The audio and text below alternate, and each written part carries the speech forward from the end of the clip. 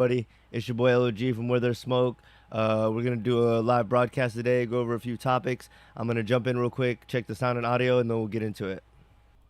All right, everybody, we should be good to go. So today I'm gonna cover a little bit of the. Today I'm gonna cover a little bit of the Mr. Beast drama, and just kind of I don't really know a lot about him, but I'm just gonna kind of give a little bit based off of what I know, kind of give my opinion, and then we're gonna move into a little bit of the Trump. Uh,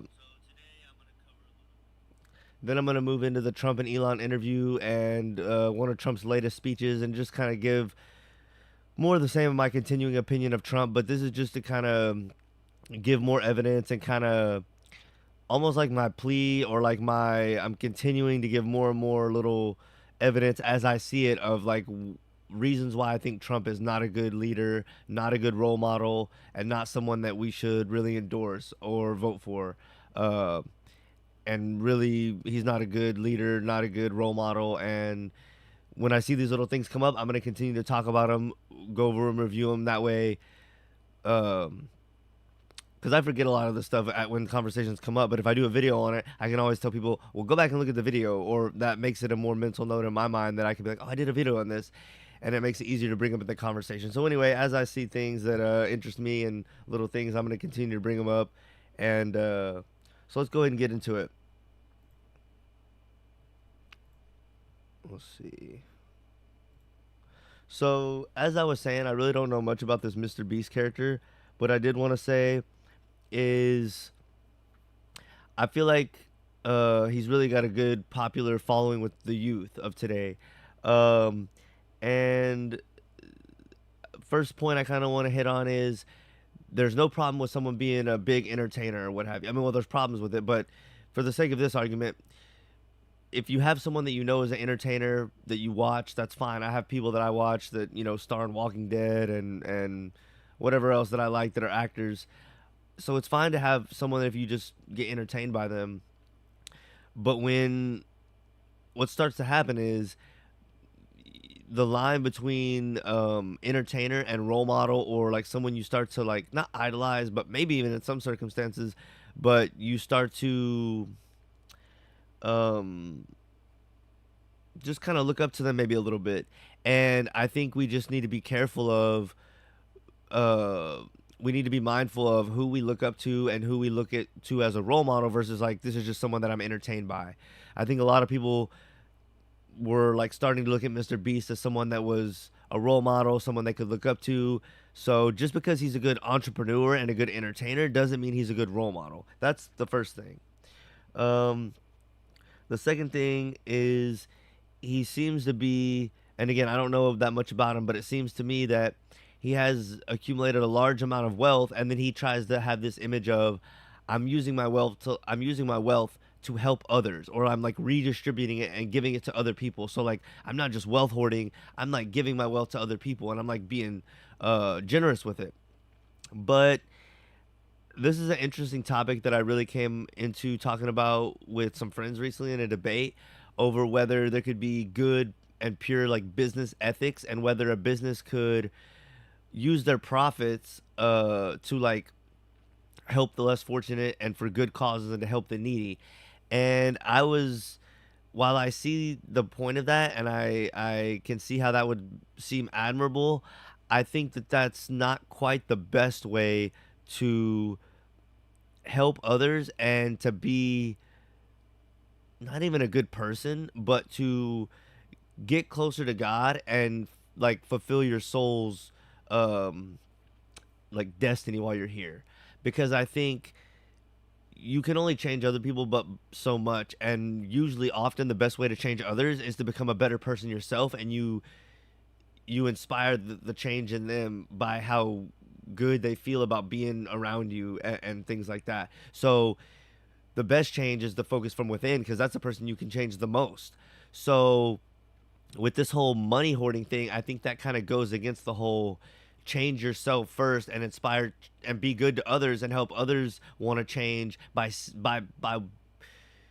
feeling the love that comes from you, and feeling the goodness that comes from you. Then they say, man, I want to be like him because he's so good to be around. I just feel great when I'm around this person because they're so loving.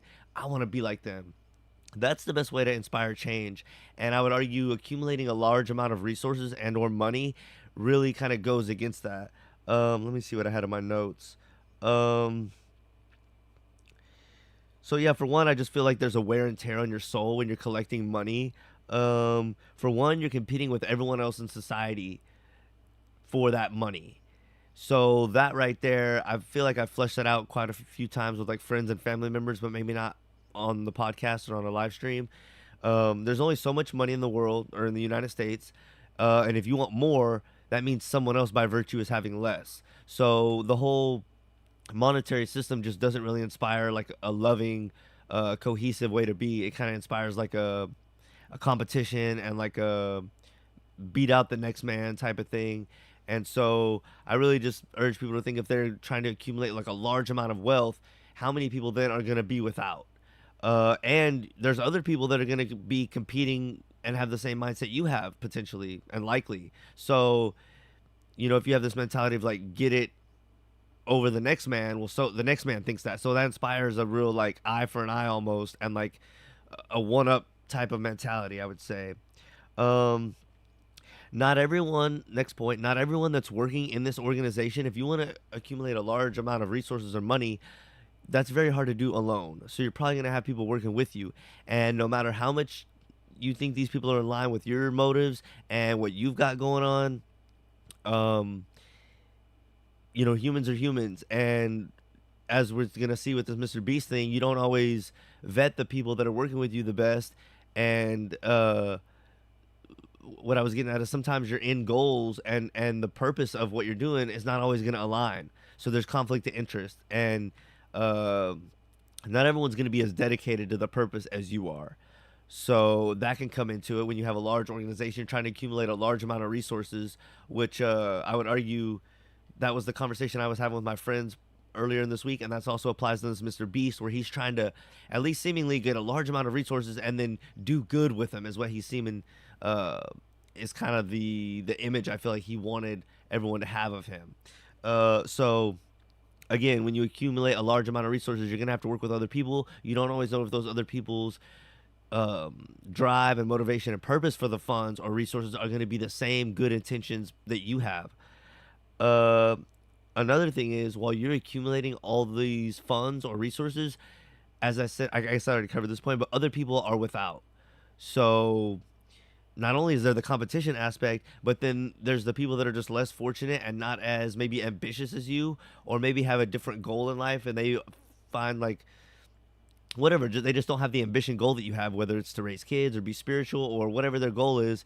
You're there without in some way or form or fashion because you are taking more. So that's another thing. Another topic is money is not totally under our control. There's like inflation. The whole market can crash. The government really more or less controls the money. So what if they change the digital currency in a few years and your money just becomes worthless? I mean, anything can happen, and most of these things probably won't happen, but it's just, well, the inflation and stuff like that does happen. But my point is, you can't control the money as much as you can just control being loving. And the money can be controlled by the government. And they can take it all away if they think you've done like tax evasion, or if they're really after you, they're gonna find a way to like take it all away. That's another thing. And then my final point, although there may be more if I think of them here in a minute, but what makes a certain person think that their reason or their want or their thing they're gonna do with the money? What makes you think that your idea for what should happen to it is better of an idea than the next man's? It's almost like you're putting yourself up on a pedestal and be like, well, I deserve to make the decision of where these funds, aka extra resources, are gonna go. It's like, who died and left you God, or who died and left you boss? Like, why are you? Um, what makes you worthy to decide what should happen with all these resources? So I think at the end of the day, if you're really trying to get more spiritual, be a better person, get closer to God, you're going to see that a lot of these things I mentioned, and possibly even other things that you may be able to think of, kind of drag your soul down and get you in the muck of society and don't really bring you closer to God. So those are just some general things that I had thought of again in the debate. It's funny that I had that kind of discussion with my friends probably about a week ago, and then this thing with Mr. Beast, which also happened, I guess, about a week ago, but I just now thought to cover it today, and I thought I kind of the idea came together in my head, like, oh, I had this conversation about getting a large amount of resources and then using it for good, and how I feel like that's not the best way. And then Mr. Beast has other issues going on, but that also could apply to him, where he has this large amount of resources and he's trying to do good things with it, but that's only but so good. And there's so many ways which it can like wear on your soul and your spirit and not be effective. But I just also wanted to go in, I guess, and say for him specifically, I guess I kind of covered in the very beginning, we need to be careful of who we have as entertainers versus role models. But I was gonna watch a couple of his little videos real quick and just we can get a sense of like kind of what his personality is like. But yeah, I would just urge people, be careful of who your role models are versus your entertainers, and just kind of keep a healthy check on that. That's something that, you know, as a younger as a kid and as a young adult, I could see the line between that blurring a little bit with certain people. I can't remember any specific examples, but I definitely can remember you start like watching somebody all the time on TV and you start just really like liking who they are, well, their character or whatever. But anyway, the older you get, the more you kind of develop and realize more fully that they're separate things. So, but with this Mr. Beast being and appealing to a lot of the youth and the kids of these days, I would just caution the youth and the kids to heed that warning. And you know, not everyone that's got a bunch of money is a good person, and not everyone that you think is, you know, your friend or just your favorite entertainer is not necessarily a good person either. So let's go ahead and watch like just a few little clips of him, and then we'll kind of move on to the Trump and Elon thing, and then the Trump speech. So Intros like this, but I'm currently descending hundreds of feet into a cave that runs over 5 kilometers deep into the earth. And whether we like it or not, as soon as my friends and I touch the ground, we are officially stranded here for the next 7 days.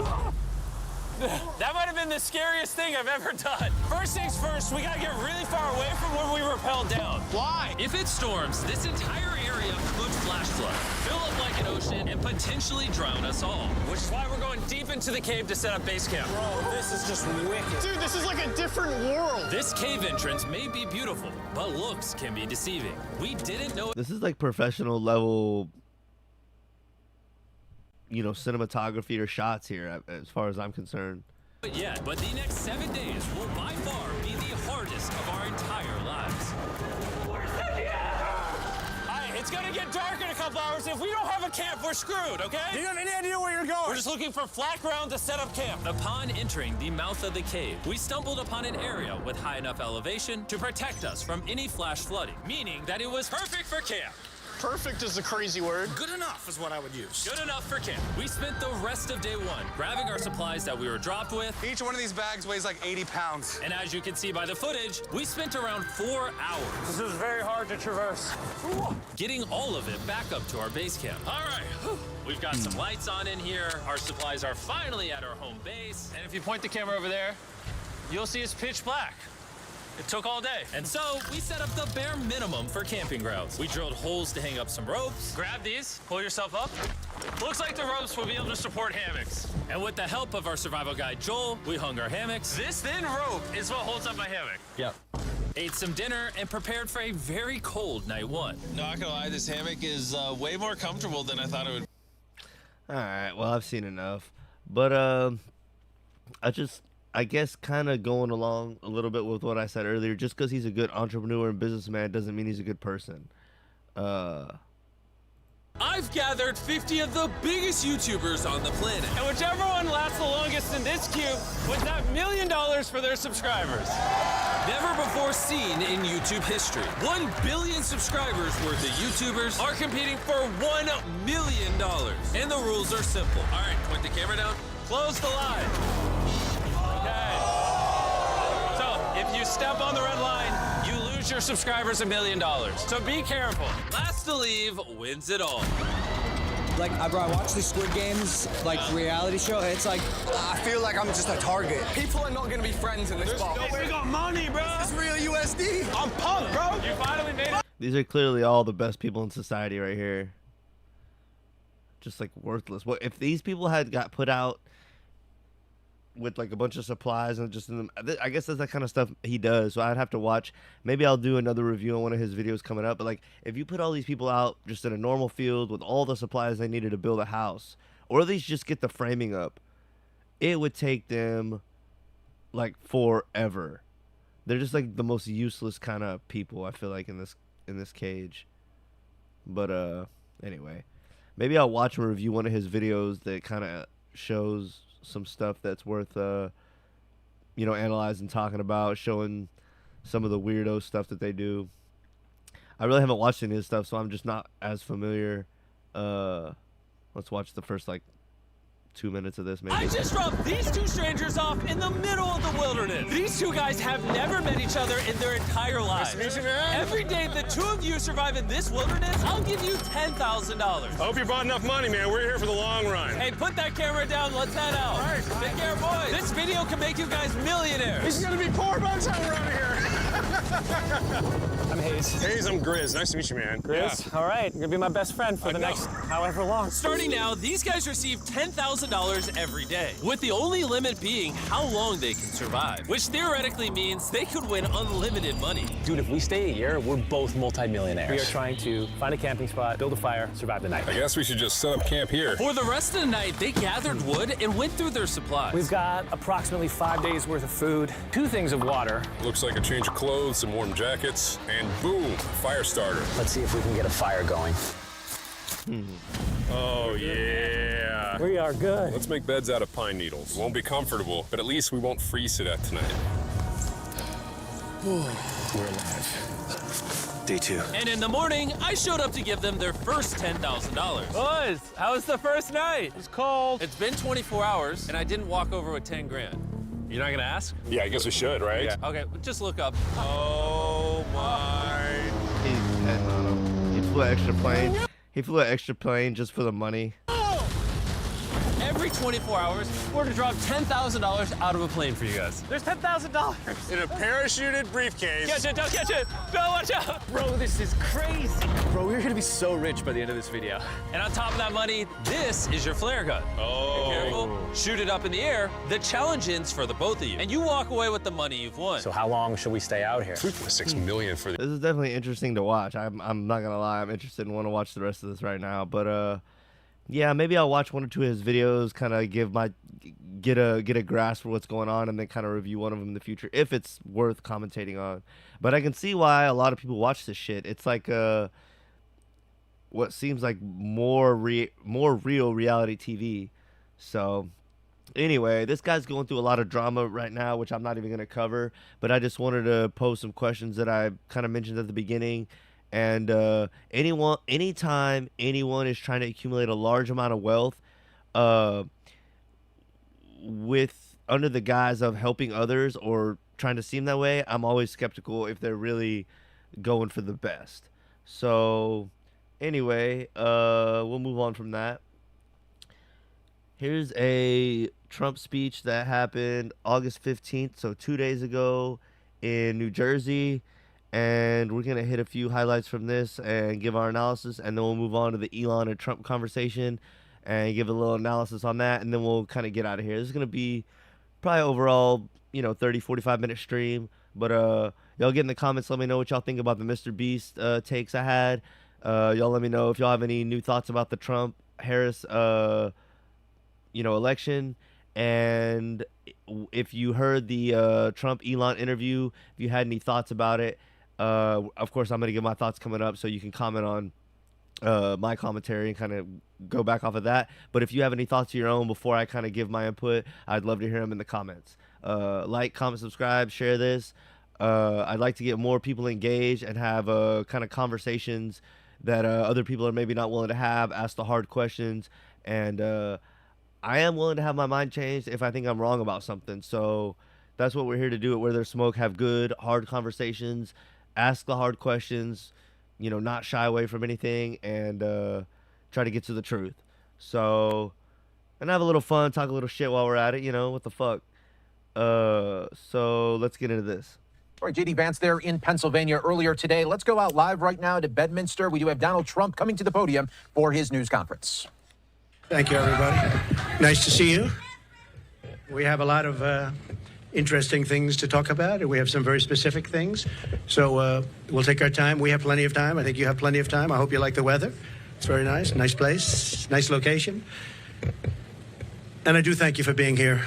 And we don't have very much heat, so I'd say it's perfect weather for this. The rain is not imminent, based on the fact that there are no clouds. So it's really nice. It's really nice. And filling a entire world cover. One priority. I hear her complaining all the time. She was the border czar, but she didn't do anything. It's the worst border czar in history. There's never been a border czar so bad. She's been unbelievable in terms of her badness to some of our allies, some of our great allies. You know who I'm talking about? Here is the record of economic collapse. Why wouldn't he mention Israel? Why wouldn't he say she's been really bad to some of our allies? Why won't you just say it? It's like, and the reason I wanted to point this out is because everyone always, or a lot of, not everyone, that's kind of over exaggeration, but a lot of Trump supporters or people that are at least defending him when you're debating back with them will say, well, he was never a career politician. They love that line. But he just does a career politician thing here, and he's done many of them throughout, I'm sure. If you're trying to look into things and kind of get more open-minded to things being corrupt and maybe get a little bit more spiritual, I would really encourage you to check out Pockets of the Future on YouTube. Paul Romano does a great job breaking this kind of stuff down and giving a spiritual insight. But anyway, what was I going to say? Oh, he does something that a politician does. She was really bad to one of our allies. Just say which ally. Like, why the fuck can't you say it if you've never been a career politician? You're not a career politician. You're different than all the other people in the swamp. But you're doing a swampy thing. Just say the fucking country name. Aren't you a real... After the whole bullet thing, he's supposed to, Trump's tough, fight. I'm a tough, rough, tough American. He's doing this for America because he's tough and he, make America great again. And I'm doing this for America. I don't have to do this. Then why the fuck are you not just going to say what ally she's been shitty to? She's been shitty to Israel. If that's true and you believe it's true, just fucking say it. She's been shitty to one of our allies. Won't say which one. Yeah, because you're a fucking chicken shit loser fucking snake, just like all the rest of them. You play the games just like the rest of them. It's bullshit. Anyway, that's my rant on that. Let's skip ahead to another little part. Do it. How far would you go to win it all? In for a ride. $129 more on energy and $241 more. This is all per month on rent. So you have that, 148, 129, 241, and then many other increases. You add it all up, it's thousands and thousands of dollars that she and he have cost people. The cost of a typical monthly mortgage has doubled since I left office, and that number was about 3 months old from government, and now it's tripled. We had mortgage rates at around 2%, close to 2%, and they're now at 10%, and you can't get a mortgage. So that means it's a lot higher than 10%. I guess it is, whatever. Hold on. Whenever they want to give over the money, and that's a lot more than 10%. So when you think about double, they've actually quadrupled or more than that. Think of that, quadrupled, which really kills the American dream for young people. Young people are being devastated by what they've done to our... Young people have now found out that the reason the real estate market for single-family homes is so fucked is because companies like BlackRock, and that's probably the main one, at least that I know by name, they're allowing these corporations to buy residential, specifically single-family home fucking real estate. That should have been banned 20 fucking years ago. And why didn't your sorry, lame ass, faggot ass do it back when you were in? You had 4 fucking years. You didn't do shit. It's bullshit. That's like anybody that's under 30 or 35 or that knows real estate at all would have done that. Anyone with any common sense would have done that. I feel like the older generation, not like it's in touch with real estate because they don't give a fuck. But like some of them that are into real estate and making money off real estate do. So like anyone that's hip to the real estate game or that's in the market to buy a house is aware that these corporations are doing dirty shit. So why weren't you aware? Why didn't you nix that? That could have been a huge selling point. I did this, so what else can I do? You didn't, like, he has so little to brag about. He has to go back to immigration over and over and over. And I think I have a point on that coming up. I do, and I'll address that here at the next little clip that I'm gonna go to.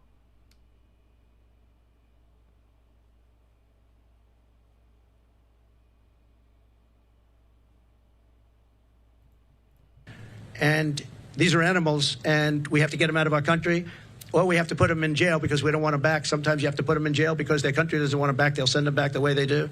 Hold on, I think I have the speed turned up. I do. Let me. There we go. So you know, I know all of the people that we're dealing with as the heads of countries, and they're very smart. They're very streetwise, and what they're doing is they're taking all of their criminals. And they haven't brought all of them yet. They brought a lot of them, though. But they'll bring all of them. I'm shocked it's taken so long. If I were in their country, it would have gone a lot faster. I will tell you that I would have gotten that, too. And they're bringing them into the United States. They're taking their drug dealers and their rapists, murderers, and every criminal, bringing them into the United States. And their crime rates are way down. They're bringing people from mental institutions and insane asylums into the United States. And their population for the mentally ill is way down. They're in the United States. They're dumping them in the United States. They're driving them through a border that's totally open. You're so full of shit, it's coming out of your mouth faster than you can eat to replace it. You're so full of shit. If all the countries were sending their criminals here and sending their insane asylums and insane asylums and mental institutions and all their terrible people, where are the numbers to support it? I want to see the crime rate in every fucking country that's gone down percentage points. Where the fuck are the numbers? You're just talking shit out of your ass because you're a fucking loser. Just like all the rest of the politicians. This is not a Trump hate party. I hate all of them. But for the people that are like in love with Trump, so in love with him, they can't get their lips off of his cock. This man is a liar. He's a scam artist. He's hitting on these points that he has no proof for. Open border. Oh, the crime rates in these other countries are down. Major down. Major. All the criminals. Where are the numbers? I want to see numbers for all this. They don't have it. It's chicken shit. Where are the crime rates that have gone up per county? In which states, which counties? I want the fucking percentage points of crimes that have gone up. He doesn't have it. He's full of shit. They're all full of shit. He doesn't have real numbers. He has bullshit. And we're going to get into how that fucking immigration chart that he says saved his life. We're going to get into that shit later during the Elon and Trump's, I guess, like phone conversation or whatever. But the thing is, Trump is, you know, if all this was that true, where are the fucking numbers? You're just saying things to rile people up. So I want to see the numbers. I you know, beating a dead horse at this point, but it should be, if it's as obvious and as blatant as he says, it should be easy to show. Easy. But you know, it's bullshit. Let's see. I'm gonna skip ahead. There's a lot of else in this. It's a typical Trump thing. If you want to watch it, it's not bad. I'm gonna skip ahead. He does let the reporters ask questions here for about 30 minutes. So I'm going to skip ahead to one of those questions, and then we'll probably move on to the Elon Trump convo. So the questions start, if you're curious, around the 46-minute mark. We're going to go just after that. Encourage him to get this over with. You want to get it over with. It has to get over with fast. But have victory, get your victory, and get it over with. It has to stop. The killing has to stop. Yes, please. Mr. President. Thank you, President Trump.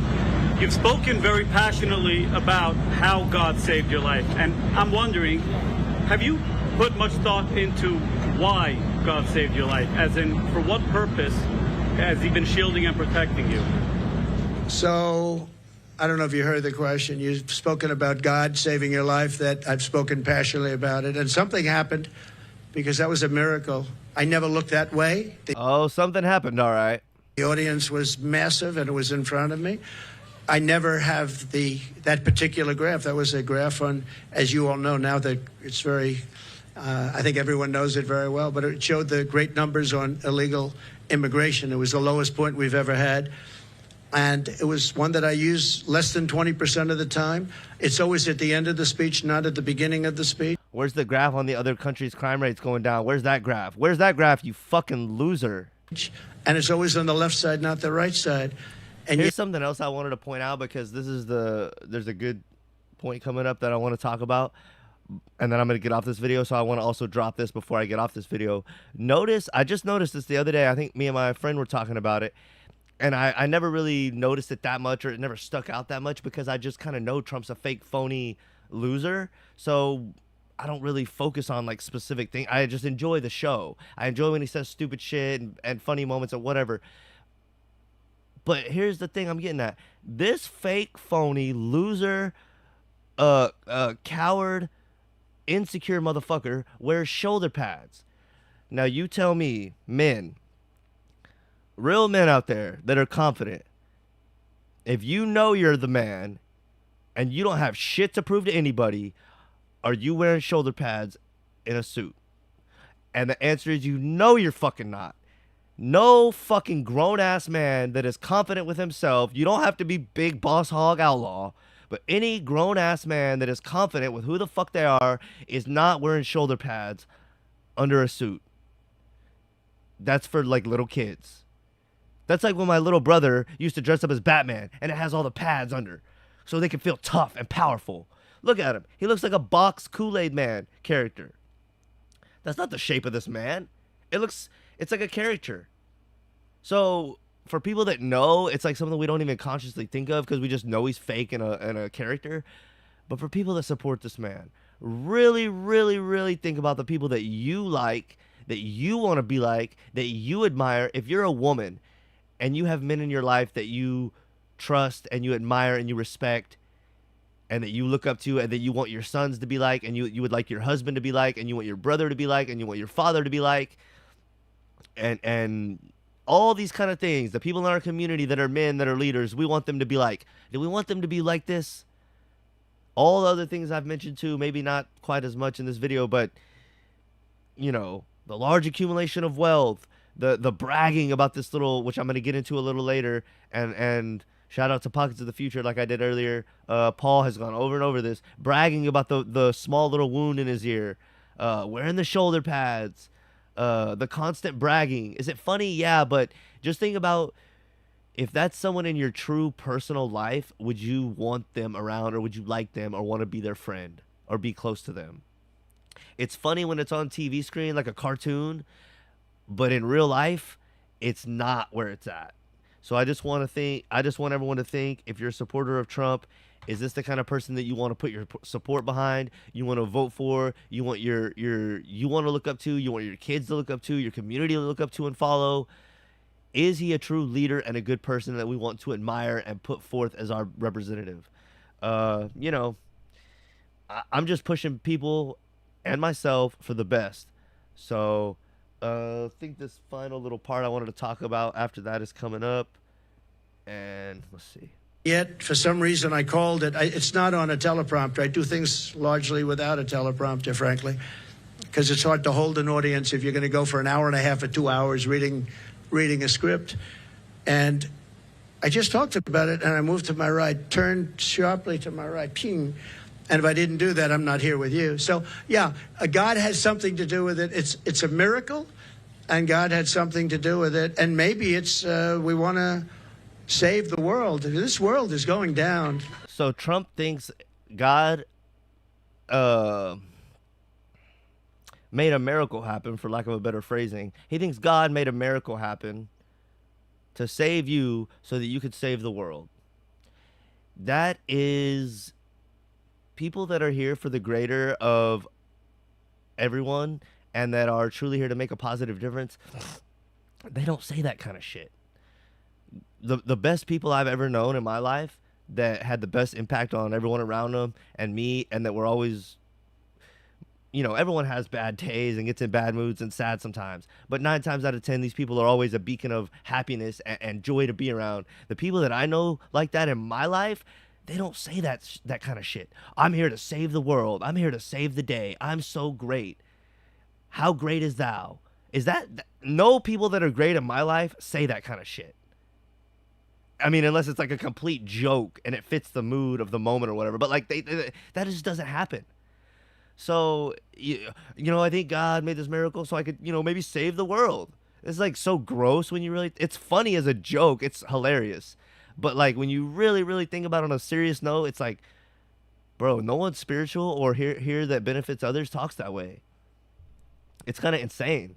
It's almost like comparing himself to like a saint or like a Jesus type of person, which he's nothing like. God has some, and I just talked about it, and I moved to my right, turned sharply to my right, ping. And if I didn't do that, I'm not here with you. So, yeah, God has something to do with it. It's a miracle, and God had something to do with it. And maybe it's we want to save the world. This world is going down. Just maybe. That's what my friend pointed out, too. I sent him this little clip. He's like, yeah, if it, like, he said, just maybe, like if it's convenient for you, like if it's convenient for you, you'll save the world. It's like hilarious. Again, maybe we'll save the world. I don't know. Maybe if it's convenient. One more time without me interrupting it, and then we'll move on. This is something, and I just talked about it, and I moved to my right, turned sharply to my right, ping. And if I didn't do that, I'm not here with you. So, yeah, God has something to do with it. It's a miracle.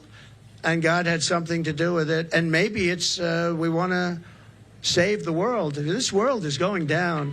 This world is going down. So it could be. But I believe that. I believe that my sons are very good shooters. They're like scratch golfers, better, relatively speaking, with shooters, great shooters. And Eric and Don both told me from 130 yards. I said, well, that's pretty far away, isn't it? They said, no, that's like a 1-foot putt with, weapons like the one being used. Plus. So we're going to talk about this during the Elon and Trump discussion right after this. But I'm just going to start off by saying now, and Paul, like I said, on Pockets of the Future, shout out to him one more time. He breaks down the stuff more thoroughly than I can really, and a little bit better with some of the stuff. Of course, we have our different styles and whatnot, but I agree completely with what he was saying. He was breaking down how Trump didn't have any blood on his collar, on his suit, on his sleeve, on his fist, on his hand, which he covered up his ear with, and then he pumped it. There was no blood on anything. He didn't have to have any stitches or anything. And that's a whole other thing. But the other thing I want to talk about is, okay, Paul has broken this down a lot and really well. If for the shooter to hit your ear, he would have to be perfectly straight away, and the bullet would have to be parallel to excuse me. The bullet would have to be parallel to your ear. Because if you're turned like this, it's going to hit part of your ear and also hit part of your head. Or if you're turned slightly like this, it's going to hit like the front of your head.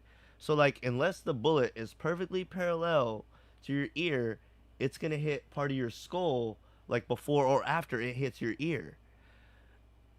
So we all have to ask ourselves, if we go back and look, and there's plenty of video footage breaking it down, even from official news sources, Trump didn't turn his head. The shooter was almost perfectly almost at a, if not a 90-degree angle, perfectly perpendicular to Trump.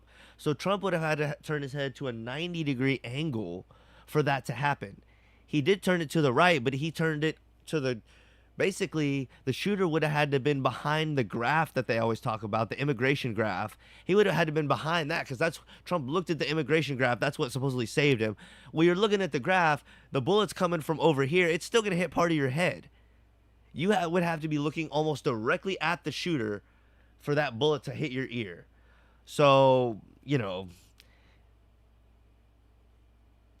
that's just easy, real science and physics, and the way the bullet would have to go straight, parallel to your head, to hit your ear and not hit anything else. And we all have to ask ourselves, based on the breakdown that they gave us, the shooter, Trump was not looking directly at the shooter when it happened. So, you know, that's a whole breakdown of the doubtful side of what the official story. But we're gonna go ahead and get into a little bit of the Trump and Elon thing where they talk about this more. And now, Elon's kind of co-signing Trump. So if anything goes bad with Trump or he goes down, it's almost like, okay, he was lying or he went down. Well, you were co-signing that bullshit, so now you're looped in with him, which I think is interesting because before Elon was like super withdrawn about like co-signing either side. So, but yeah, just the whole thing with Trump.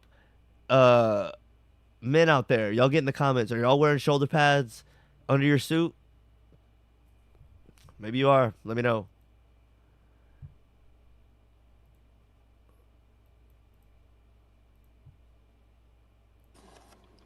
All right, hello everyone. My apologies for the late start. We unfortunately had a massive distributed denial of service attack against our servers, and saturated all of our data lines. Like basically hundreds of gigabits of data were saturated. We think we've overcome most of that, and it's now time to proceed. But as this massive attack illustrates, there's a lot of opposition to people just hearing. So once again, shout out Pockets of the Future. But I might have picked up on this if I watched this first, but I watched his coverage of it. How is Elon, one of the biggest tech geeks and the nerd with unlimited financial resources and technological resources, he was hacked and was not able to get a video feed of this up? That is fucking sad and almost unbelievable. So yeah, there's a lot of weird stuff about this interview. Trump slurring a lot throughout it. The fact that they couldn't get a video feed because they were hacked. It's just like, how are we supposed to trust you as this huge technology genius and someone that's so, powerful that we're entrusting to take us to space and deal with AI and all these huge things that are problematic that we're trusting you with, and you can't even get up a fucking live video feed of the president? I have a live feed right now, unless YouTube kicks me off because I violate something. So the fact that Elon can do it is like crazy. What President Trump has to say. And I'm honored to have this conversation. I want to emphasize it's a conversation, and it's really intended to just get a feel for what Donald Trump is just like in a conversation. It's hard to catch a vibe about someone if you. I think we all know what Trump is like. We've been getting Trump for the past like fucking 8 to 10 years. Everyone knows what Trump is like. We know what he's like on the golf course. We know what he's like on the campaign trail in a fucking bus with Jeb Bush. We know what he's like, in speeches, in debates. We know what he's like on Twitter. We know what the fuck Donald Trump is like. This man is the most popular. I would bet to argue, I would have to find the metric, but I bet it wouldn't be that hard to really dig or find anything too specific. But I bet Donald Trump is one of the most talked about and just, I don't know what other word to use, but like focused on, celebrities / political figures in the past 10 years. He has to be top 5. Who else is more talked about and had more controversy and had more news coverage than motherfucking Trump? We know Trump. We know who the fuck Trump is. We know. But it's cute that he's like, oh, I'm going to give you this little insight to who personal Trump. It's like, we know who the fuck personal Trump is.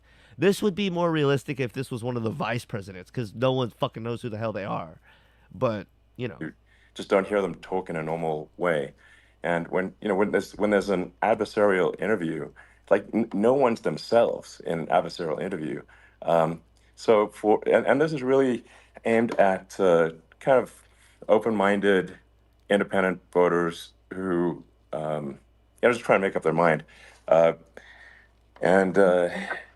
So you can understand like what is what is it just like to have a conversation. So honored to Donald, great to speak. We had a great conversation. Yes, bro.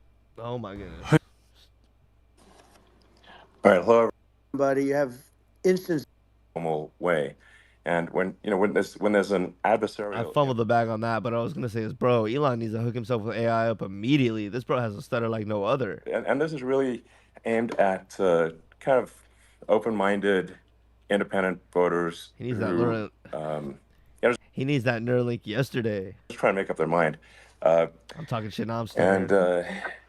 so you can understand, like, what is, what is it just like to have a conversation? So, um, honored to, Donald, great to Donald. to speak.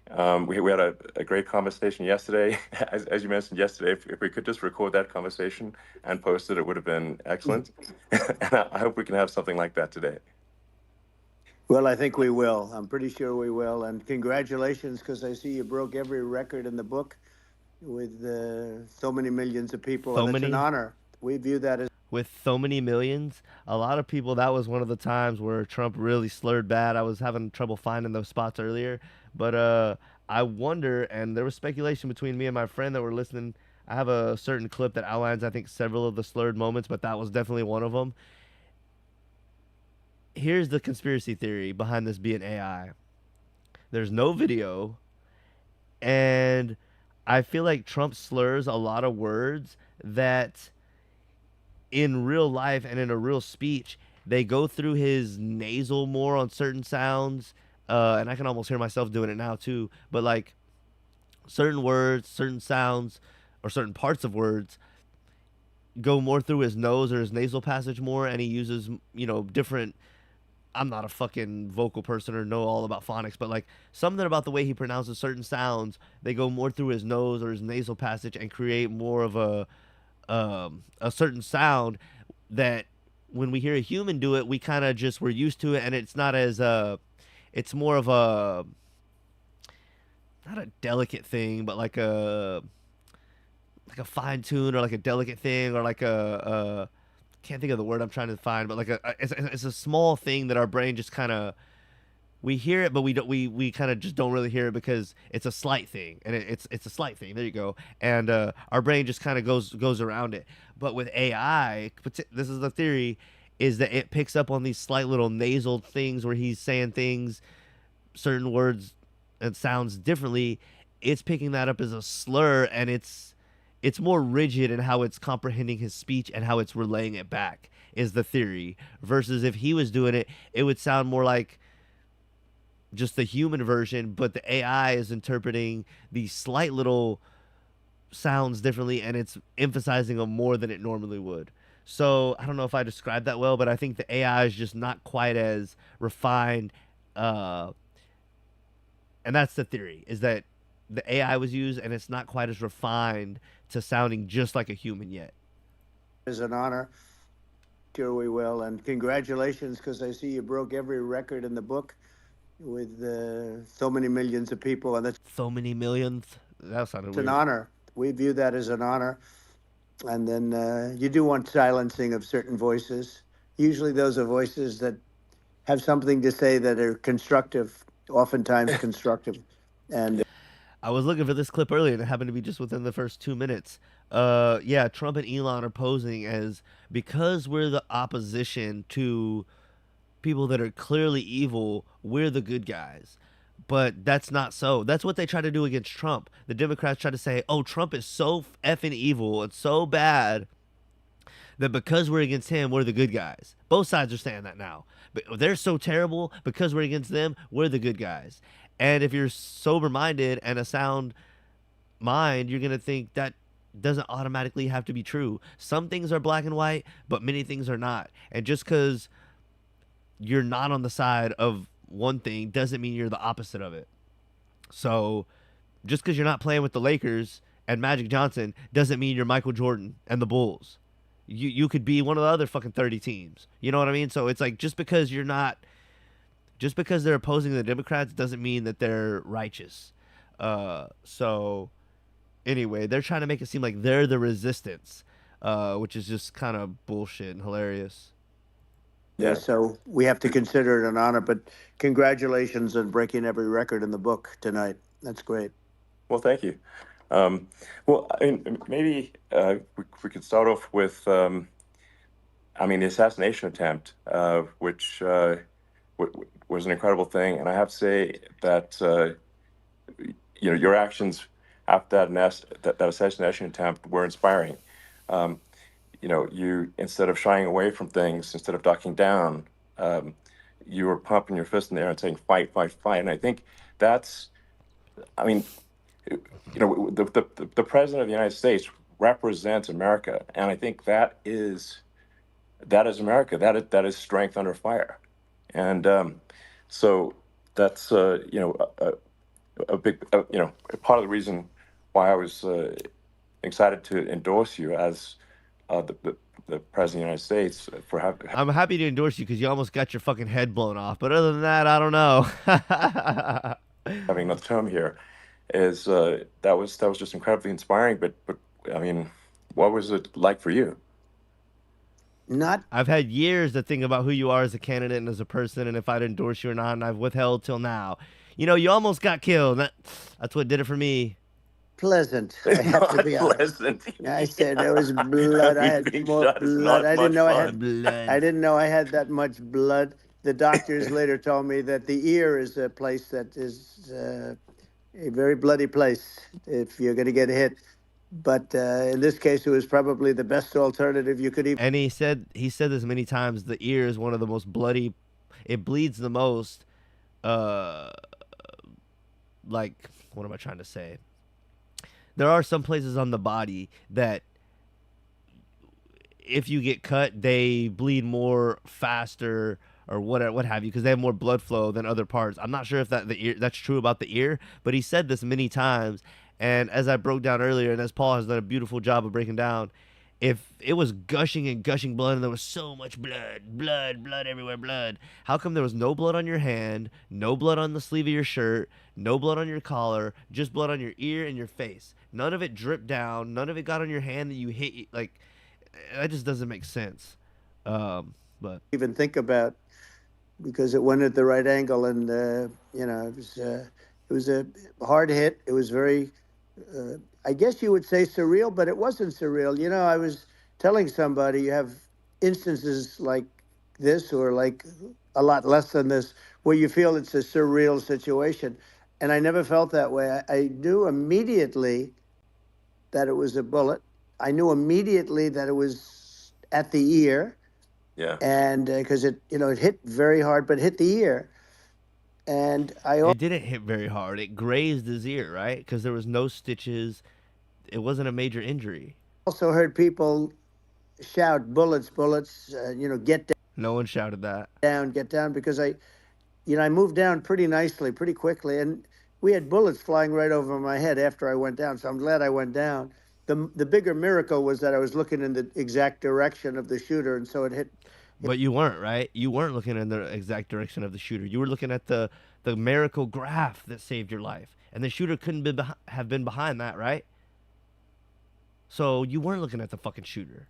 It hit me at an angle that was far less destructive than any other angle. So that was the miracle. That was, for those people that don't believe in God, I think we got to all. I believe in God. I just don't believe in your chicken shit motherfucking ass. And I'm tired of you bringing God down to your fucking little bullshit lies. Start thinking about that. You have to, I'm a believer now. I'm more of a believer, I think, and a lot of people have said that to me. A lot of great people have said that to me, actually.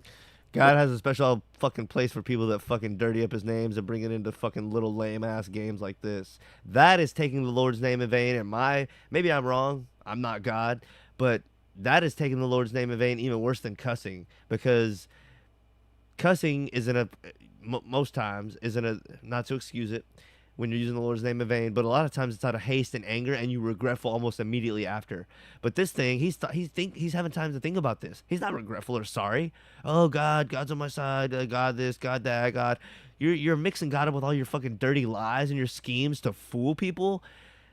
There's no way, whatever God you believe in, whatever universe, most good people believe that there's some kind of a God and some kind of a justice and some kind of a power greater than us.